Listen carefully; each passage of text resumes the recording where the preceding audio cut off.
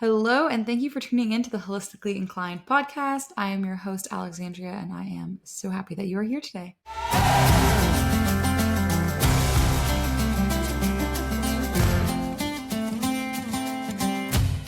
So, if you don't know me or if you're new here, this is my podcast, and this is where I talk about anything that is holistically inclined because I'm a registered holistic nutritionist. And yeah, no topic is off limits. I specifically love working within like the realm of women's hormones and women's health. I'm also a doula. However, nothing's off limits because I think every topic surrounding natural health is very important to talk about. And I think there are so many things that we forget about and don't mention. And I think there's lots of controversial things that can be talked about. There's no limits to what we can talk about on here. So, yeah, thank you so much for tuning in. I'm really happy to be here. I'm so excited for this episode. Today, I'm talking about the 5 things I wish I knew about women's sex hormones when I was a teenager. So, when I talk about sex hormones, I mean like your estrogen, progesterone, testosterone, um, those ones. Androsterone, DHEAS. Yeah, all those ones. Talking about those. And obviously, because there's other hormones like cortisol is your stress hormone, insulin is the blood sugar hormone, we've got your TSH for your thyroid, all that stuff. Um, you know, and today, though, we're just going to be talking about the main sex hormones and the 5 things I just wish I knew about sex hormones when I was a teenager. Because I think if I had been taught these things and if I knew these things, I probably would have saved myself a lot of time and money and effort and energy when it came to clearing my skin. Because my skin was, a lot of it was stress induced. However, it was hormone imbalances that were stress induced, which I will talk about later in this episode. So, without further ado, we're just going to jump right into it. And the first thing that I want to talk about, the first thing that I wish I knew, this is like the main thing. This is like the biggest thing that I just wish I understood when I was a teenager and was at least taught, because I don't think a lot of women are taught much about their cycle and about hormones, which is a really big issue because growing up, I just thought like you bled for a week and then however many weeks you had in between that bleed, you're just there. You just existed. I didn't realize that there were like 3 other phases that your body goes through to get to the next period. Didn't know that, but I just thought I could continue on with life and just normal and not worry about what my body was doing at all and not focus on anything. And then be like confused as to why some days I felt not good and some days I felt better. You know what I mean? I wish we were taught more like that, but we're not. So that's going back there is the first thing that I wish I knew or was taught about sex hormones when I was a teenager. I wish I knew that there are multiple phases within one menstrual cycle because it saves you a lot of trouble of wondering why after your period sometimes you suddenly start to feel really good and your energy rises and then you like hit ovulation and this weird like goop comes out of your vaginal canal and you're wondering where's this coming from and not really sure what it's all about. And no one's talking about it. So you have no clue if it's normal, but why would you bring it up? It's kind of gross.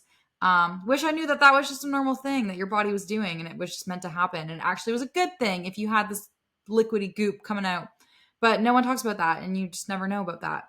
I also wish I understood why towards my period a week before, I got moody and didn't really want to do things and was kind of like closed off from socialization. It helped to understand that all of my hormones were gearing down and metabolizing out in order to prepare for a period would be really helpful to know. If you don't know the phases of the menstrual cycle, I'll quickly review them for you. So we have first phase is your period. Your period typically lasts 3 to 5 to 7 days. It kind of depends on the person. Ideally, you kind of want it to be around, I would say like 4, 5 are like good numbers. You don't want it to be heavy for like 7 days straight. That's when there's an imbalance going on, but you don't want it to be really light for only like 3 days. You kind of want like a healthy balance. You don't ever want it to be like raging heavy. You just want it to be at a good balance there. But the first phase, your period, like I said, around like 4, 5, 6 days maybe. That's when you are going to be at your lowest. All your hormones, your estrogen, your progesterone, LH, FSH, all at its lowest because your body is now in rest and relax and repair phase. So you have to give yourself the grace and the patience and the time to just relax, which I wish I knew when I was a teenager, so I wouldn't just like go out and do sports and do all these crazy things and like expect a lot from myself at that time of the month and just think like I can just go ahead, go right ahead, exert all your energy and then feel like crap. And also too, not to mention that that's the time of the month where you are using up a lot of minerals. Your body's trying to repair. So you have to replenish your minerals. And me being like 19 and wanting to go out to the bar while I'm on my period and drink a bunch of alcohol doesn't help at all. Did not help the situation. So that's one thing I wish I knew so I could just put a little more care into my body in that phase. The second phase is your follicular phase. And this is the one where you feel a bit more energy because your period's done. Your follicular phase lasts about a week after your period ends because it technically starts when your period starts, but because I like to make the period its own little phase, follicular is typically like a week after the period ends. You have kind of a good week to balance things out there. And follicular phase is basically when your body is preparing an egg to be fertilized. That would have been good to know. Not that I was ever trying to conceive, but would have been good to know that my body is literally trying to prepare an egg. It's trying to make something and it has a goal in mind. Because in the next phase, ovulation will make a lot of more sense too. But it'd also be good to know that in follicular, you'll feel more energy. Maybe that's why you're more social. Maybe that's why you want to do more. Maybe that's why you feel creative. And then 10 days later, you don't feel creative at all. And then you're down on yourself because you have no creative energy. But it's like, oh no, this is just the way your cycle honestly works. So I wish I just knew a bit more about that. But yeah, follicular phase is kind of when your estrogen starts to rise. And it's like, oh yeah, we're peaking, we're going up, and we're excited. Estrogen is good. It is good. It is good. But we sometimes have too much of it, but it's good. It's peaking. We're doing good. That's a good thing. We want to see that. And I wish I knew that. And then the third phase is ovulation. And oh boy, wouldn't it have been good to know more about ovulation? I would have loved to have known that this is the time of the month where you can get pregnant. And that is why you have the cervical mucus that is like liquidy. And sometimes you're like, what is going on? I wish I knew that was your body trying to, the goal was in mind. And not that, like I said, I was ever trying to conceive, but it's just cool to know. Like, I would love to know that. And I think a lot of women out there would have loved to know that as well. Women that are either trying to conceive or women that are not trying to conceive. I think that would be a great thing to know. But no one's ever taught that or never told that. Instead, you go to high school and they just show you what condoms and birth control look like. Oh, perfect. That's good. That doesn't help at all. I just like to know that there's this thing called ovulation and this is what happens. So ovulation is really cool because that is basically, yeah, your body is like open doors. Let's get pregnant. And even if you're not trying to get pregnant, that's obviously the goal of that phase. And that's why you have the cervical mucus. If you don't get the cervical mucus, then you've got to look into whether you are ovulating or not, because that's kind of a key telltale sign. You can also check your body temperature because it will rise when you ovulate because progesterone starts to rise when you ovulate. And progesterone is like that ovulation hormone. It's the one that helps with like maintaining that egg and stuff. And, the corpus luteum produces that progesterone to keep the egg going just in case pregnancy happens before your period. And if it doesn't, then, all that dies off. But would have been good to know, would be cool to know. And I think ovulation is a very key phase that we overlook a lot. And it is one thing that I'll talk about probably a bit later. And then the last phase is your luteal phase. And this is kind of when your estrogen, it does dip, but it does rise a little bit. And then it dips again right before your period. And this is kind of when progesterone in the middle of your luteal phase reaches its highest point, and then it drops down right before your period as well. And this is a very key phase because this is when you're going to feel more like, start to feel a little less social. You're going to feel a little more reserved. You're going to kind of feel like you want to reflect on the month or past few weeks, get into your rest and relax state. That's really what the luteal phase is all about. And it's also like finishing up some projects and stuff and things that, you started when you're in your follicular phase and you don't feel like starting anything new, but you're just going to finish up some things, or maybe you just do some finishing touches on certain areas of things that you want to work on, which is very key.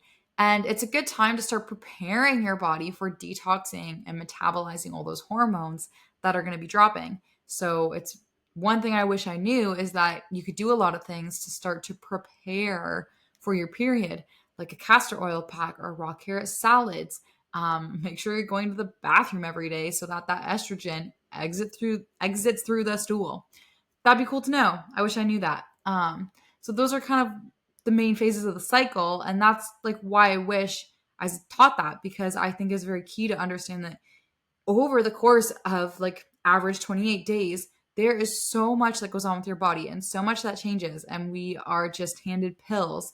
Not that I ever took the birth control pill, but we are just handed pills and told to suck it up, buttercup, and there you go, there's your cure. And it does nothing for you. It actually makes that cycle completely obsolete. And we become out of touch with our femininity, our pure feminine form, design, just by taking these pills and being told that suck it up, buttercup, or what you feel isn't real. That rhymed, but don't like that.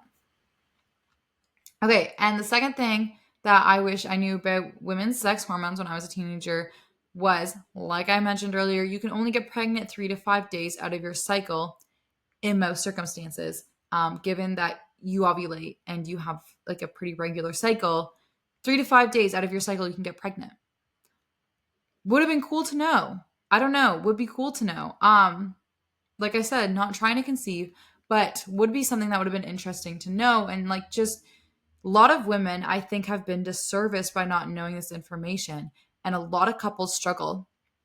The infertility, it's huge. The infertility rates are rising. And I think that if we would have understood as teenagers how important ovulation is and like how to support healthy ovulation, and then how to like look for these signs of ovulation, we'd advance a lot further and we'd have a lot more help. And I think a lot more women and couples would have better luck actually conceiving, knowing these things, because it'd be like trying to take a picture of the clouds at night.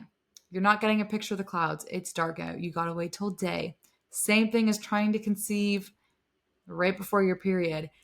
It's like it has happened, and I'm not saying it doesn't happen, but it's not likely you're going to get good results is all I'm saying. So women as a whole have been disserviced, and although that information is not necessarily useful to me at my time in life, would be cool to know, because I also had found out that I don't really ovulate when I had got my testing done, and I did a Dutch test, which is like the dried urine for comprehensive hormones test type thing. Anyways, Dutch test. And I wish I had known like all of that before I had even got my test done, because I got my test done more so to check my hormones for my acne. And luckily I wasn't in the stage of trying to conceive, because I found out I wasn't really ovulating. My progesterone was so low. And then I had worked on my hormones for about 6 months to try to get them back into balance. And I want to say about 6 months after I had worked on, like, got my test results and had worked on getting my progesterone back up and functioning and supporting my body nutritionally, some supplementally, mainly nutritionally, lifestyle. I ovulated for probably the first time. And I thought it was very crazy to have that energy. And like, I was keeping good track of my cycle to kind of make sure that was going to happen, and to ovulate even with no goal in mind, but to ovulate for the first time, really good, like a strong ovulation, was very, very crazy. And it made me feel very feminine. It made me feel more in tune with my body. And it made me feel like, it made me feel more in tune with my body's design and how I was made to function. And I just thought it was really cool. It was a really cool experience. And it's really crazy. A lot of us don't experience that 3 to 5 days out of the month. And even if the goal is not pregnancy, it's still really important to experience it. And it's really important for your body to go through that. And we just toss it to the side. No one talks about it. Number 3, the third thing that I wish I knew is that hormones isn't just a word. It is way more in depth than that. So we're always told you're a woman, you're just hormonal. You're just hormonal. Oh, it's hormones. And it's just a word. Like, we just throw it around. I don't think we actually like knew the definition of it as teenagers. We just heard the word hormones. So we just were like, oh, it's hormones. But none of us knew what we were really saying unless you understood sex hormones on a whole different level. We just said it because everyone else said it and we just knew it was a word. Um, you don't talk about the fact that hormones actually means specific chemical messengers in the body that respond to the environment that they are in and can influence bodily functions. We don't say it like that. We just say, oh, it's hormones, I'm hormonal. That means nothing. That means nothing when you put it into perspective of what hormones actually are. And again, I wish I knew that, because then I'd be able to understand my body a lot better and understand why I felt certain ways and be able to support it better and understand what's actually going on. And I probably would have been able to clear my skin a lot faster. Despite my side note being that I'm glad that my timeline was the way it was because I wouldn't be here without it. However, still, when you look back, you're like, I just wish I knew then what I knew now because it would have helped immensely and it would have made a huge difference. And the fourth thing that I wish I knew when I was a teenager about hormones is that you can't just blindly supplement and take whatever supplement says it's for healthy hormones. Different herbs and like vitamins, minerals, nutrients affect different things.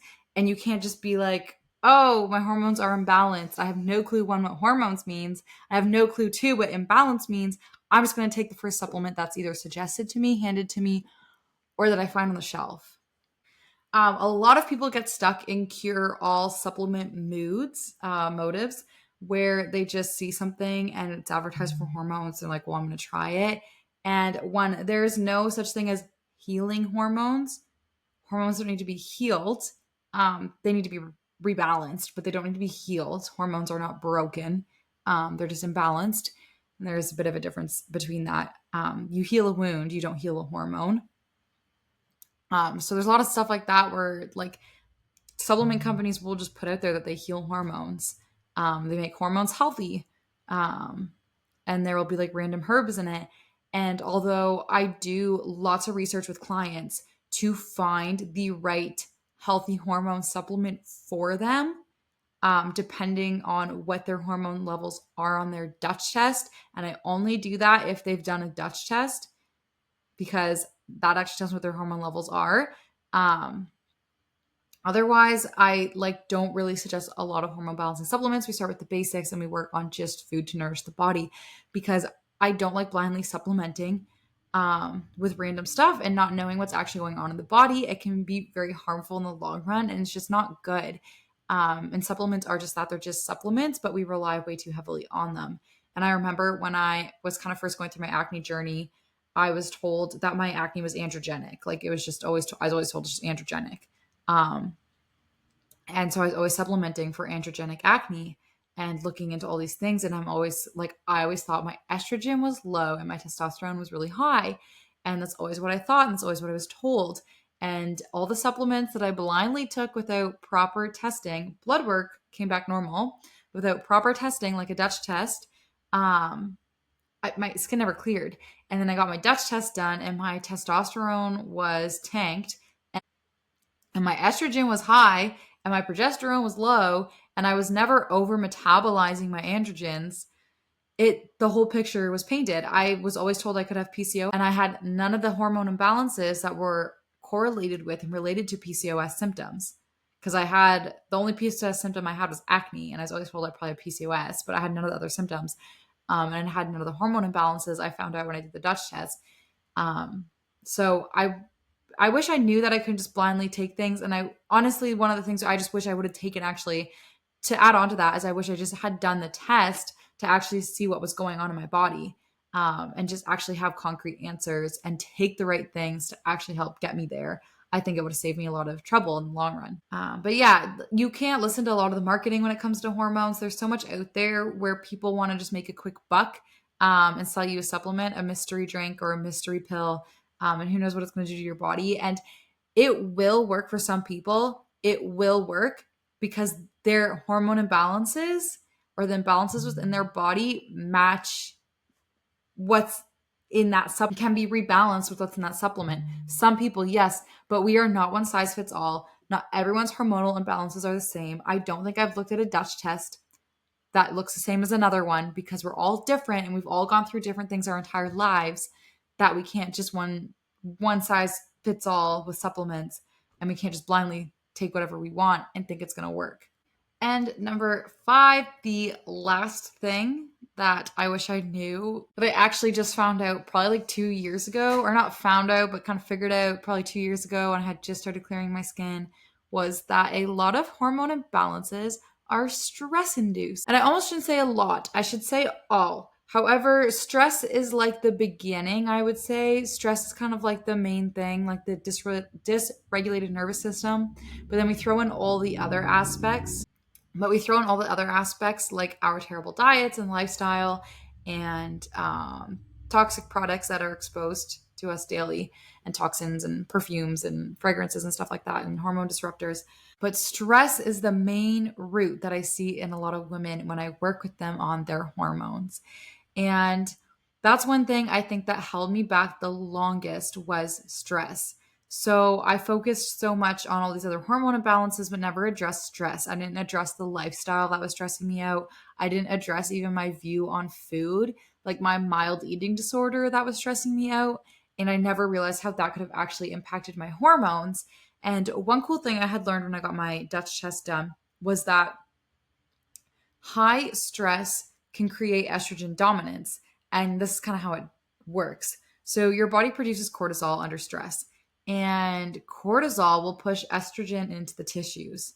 So estrogen goes into the tissues, and it also steals progesterone to create more cortisol. So then your progesterone ends up low and your estrogen actually ends up high because it goes into the tissues, and then your ovaries are like, wait, we don't have any. And the pituitary gland goes, produce more. And so then now your body's producing more and it keeps getting pushed in the tissues. And you end up with this estrogen dominant picture where it's actually just hiding in the tissues and your body's not even using it, but you're becoming estrogen dominant. And it'll also end up in the fat as well. So that's one thing where it's like stress induced, and you never would have guessed that. And I never would have thought of that. And that's one thing I never thought to address was my stress, because a lot of us don't ever want to say we're stressed or think we are stressed. Like a lot of us just kind of want to be like, well, I get stressed out in certain situations, but I'm not always stressed. And I don't think we ever take a step back and look at like how we're actually stressed all the time. In certain situations, some of us really are just chronically stressed over just different things. And that's one thing that I think I kind of skipped over and never paid attention to. And now when I look at it, it's one thing that I just wish I knew. It's one thing that I wish I paid more attention to. And I wish I knew hormone imbalances were more stress induced, because it would, again, be one of those things where I would have been like, okay, my mindset around food and the way I eat, which I've talked about in other podcast episodes, is stressful. And it's probably impacting me more than the foods that I'm scared of eating are. And so I cut out like very good quality and healthy foods like dairy and organic grains and eggs for the longest time, because I thought that they were gonna, and I was scared that they're gonna give me acne and they're gonna cause issues. But the true thing that was causing issues was the stress, because the stress was also like one, unrelated to hormones. I guess kind of related to hormones in a way, was stopping my optimal absorption of digesting nutrients from those foods and other foods, because I was stressing about what I was eating all the time. And when you can't get enough nutrients, you're not nourishing your hormones. So I was stressing about all these things, causing all these hormone imbalances, causing all this turmoil, and my body just couldn't keep up and my hormones couldn't keep up. And at some point you have to tank, and at some point you have to crash and burn, and that's when you figure it all out. But that's one thing that I kind of wish I knew a lot more, because then when I would hit stressful situations, I probably would have taken more time to step back and recuperate and find better coping mechanisms, and actually like try to address the stress and that root cause to it. And yeah, those are the 5 things that I wish I knew. I'm sure there actually are more, but those are the main 5 that I could think of that I was like, yeah, like those are things that I like learned through all the years and kind of wish I had just known right off the bat, because I think it could have painted a whole better picture for me. But I am very grateful for the journey I was on. I'm grateful that things worked out the way they did. I'm grateful for the Dutch test for giving me the answers, and just giving me like some solid, a solid like name to put to what I was going through, and to be able to tell people that like, well, my acne wasn't like that I just needed to put tea tree oil or skincare on my face. It actually was that my hormones were imbalanced, and this is why. So I think that is really good to go through all that, and to do the Dutch test and actually have some answers. And it took a lot of weight off my shoulders. And that's one thing that like I express to so many of my fertility, acne, hormonal imbalance clients, is the Dutch test will give you the answers that you need. And I don't just say it to say it because I do the Dutch test in my practice. I say it because it truly can help. And it made like a huge difference for me. And I could scream it from the rooftops that like so many women could use this test just to see what's going on, just to get answers and to have that weight lifted off their shoulders. And also so you stop spending so much money on supplements and quick fixes and band-aids that don't actually do anything, and just spend the money on the test and get it done and get the answers and then get the right protocol and get to rebalance and get to homeostasis, because that's what your body wants from you, is to be balanced and to be the perfect design. That's what it is. And I've talked about that in my other episodes, and I could stress it all again, but I'll spare you the details. You'll just have to go listen to the last one. So yeah, that's everything for today. Like mentioned in all my other episodes, since you are listening today, you do get 10% off with a special discount code on any of my testing on my website, as well as the one-off nutritional services. So if you use the code holistically inclined, the name of this podcast, but one word, at checkout, you get 10% off either the Dutch, HTMA, GI map, or a one-off nutrition service. If you're unsure about some of the tests, I did talk about the Dutch test today, which is the hormone one. If you're unsure about the HTMA and GI map, they are a mineral or gut test. I do have more info on my website. You can head to www.wonderfullymadenutrition.ca /services and read more about them. They're really cool. But if the hormone one is what interested you today, 10% off if you use the code. Just head on over to my website and it's all yours. So thank you so much for tuning in today. I really, really appreciate it. It means a lot. If you have any ideas for future podcast episodes, or you'd like to learn more about any topics I talked about today, please let me know. Comment them, send them to me. You can find me on Instagram at holisticlex. If you'd like to contact me via email, my email is alexandria@wonderfullymadenutrition.ca, and it'll be in the notes and everything. And thank you for tuning in. I hope to see you next time. And yeah, if you have any guest ideas as well too, throwing that out there. I am open to guests being on the podcast. I love doing solo ones, but I also love having guests on the podcast and learning new things. So if you have any ideas, please, please, please let me know. Reach out. If you have any questions, reach out. And I can't wait to hear from you and chat with you. And yeah, thank you for tuning in. That's been the Holistically Inclined podcast, and we'll see you next time.